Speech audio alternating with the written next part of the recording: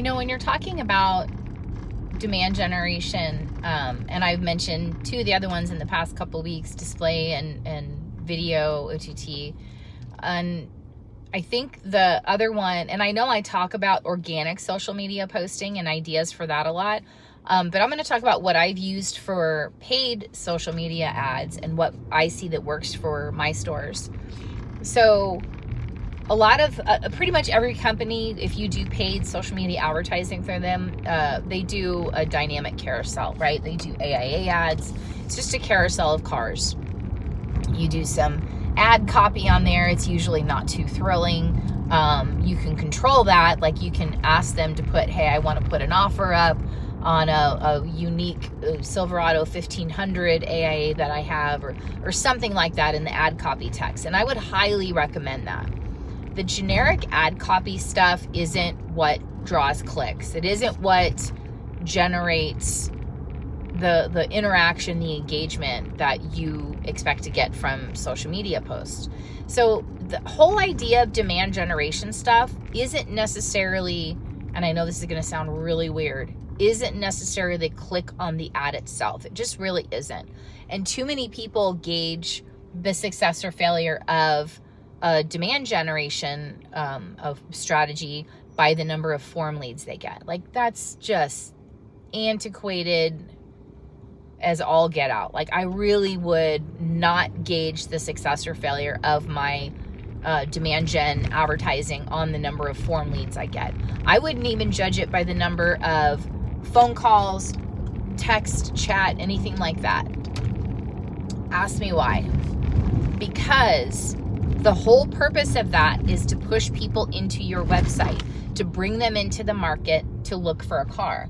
Generally speaking, anybody who's not in the market to get a car within the next 30, 60, 90 days, we're not arbitrarily going to pull them in because we had a wonderful ad. I mean, nobody's sitting at home not interested in buying a car whatsoever and like, oh my God, that ad was so good, I'm going to go buy a car.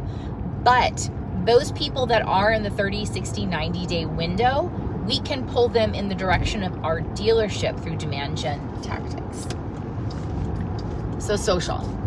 So when you're thinking about social, like I said, anybody can do a carousel. An AIA carousel rotates around your ads. Beautiful, right? Well, I mean, if it's not engaging, if it's not capturing the right eyeballs, then you're really just kind of spinning your wheels.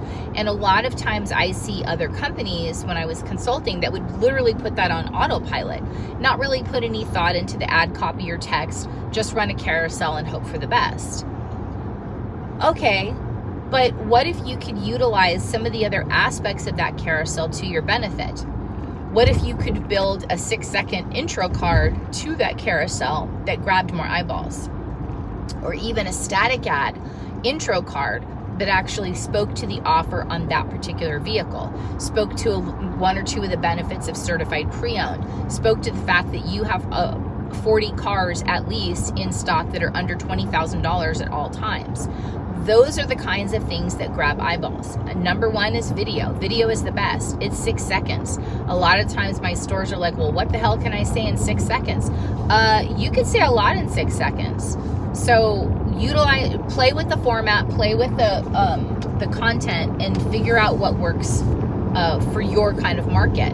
So I had this one store, the first store that I encouraged to use video, actually did video quite well. And I saw the engagement go up on their social media posts exponentially by utilizing the videos that they were already doing and their experience at producing quality videos. So I really highly recommend adding those video intro cards. They really do affect the engagement on your social media AIA, your dynamic carousel. When you can't get a video in there, I would absolutely recommend an static intro card that speaks to why they should look at your vehicles. Because every dealership has AIAs running. Well, not every, but you know what I'm saying. 90% of all dealerships have AIA carousels, dynamic inventory carousels running. What makes yours, why should they look at yours? Why should they click in further to yours? Hence the idea of having an ad on there. So when you're thinking of how to engage people in those ads, think along the lines of the format they're using in the mobile phone. Again, like I said in my video about video advertising, think about the format they're using, i.e. their phone. Play into that, talk about that, or incorporate that into the theme of your video at the very least. I think that goes a longer way at getting someone's attention than, hey, this car is $200 a month this month. I just think it goes a lot farther. And the other aspect of it, when you're talking about fixed ops offers, I've tried a couple of different ways on fixed ops offers, and what I found works best is actually a carousel of offers.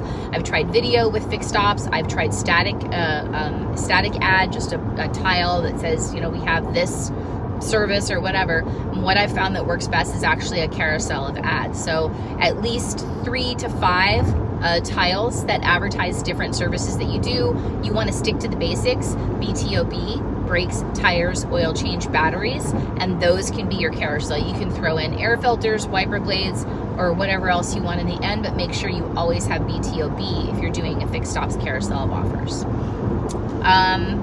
Other than that, that's all I got for this week. Happy selling.